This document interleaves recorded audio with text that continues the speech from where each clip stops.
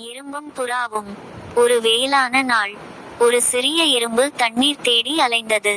அது ஒரு ஆற்றங்கரைக்கு வந்தது. தண்ணீர் குடிக்க முயன்றபோது தவறி ஆற்றில் விழுந்தது.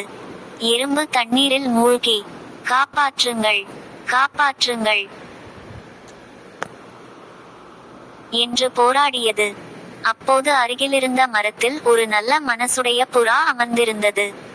எறும்பின் கஷ்டத்தை பார்த்த புறா உடனே ஒரு இலையை பறித்து ஆற்றில் போட்டது. எறும்பு அந்த இலையின் மீது ஏறி பாதுகாப்பாக கரைக்கு வந்தது. நன்றி நண்பா என்று எறும்பு மகிழ்ச்சியுடன் சொன்னது. சில நாட்கள் கழிந்தன. ஒரு நாள் ஒரு வேட்டைக்காரன் அந்த புறாவை பிடிக்க வில்லை எடுத்தான். அதை பார்த்த எறும்பு உடனே ஓடி வந்து வேட்டைக்காரனின் காலில் கடித்தது. ஏயாவ் என்று வேட்டைக்காரன் கத்தினான். அவன் கை தவறி வில் கீழே விழுந்தது. அந்த சத்தம் கேட்டு புறா உடனே பறந்து தப்பித்தது. புறா எறும்பை பார்த்து, நன்றி நண்பா, நீ என் உயிரை காப்பாற்றினாய் என்றது. எறும்பு சிரித்தது. அன்றிலிருந்து இருவரும் நல்ல நண்பர்களாக வாழ்ந்தார்கள். கதை நெறி: நாம் செய்த நல்லது ஒரு நாள் நமக்கே திரும்பி வரும்.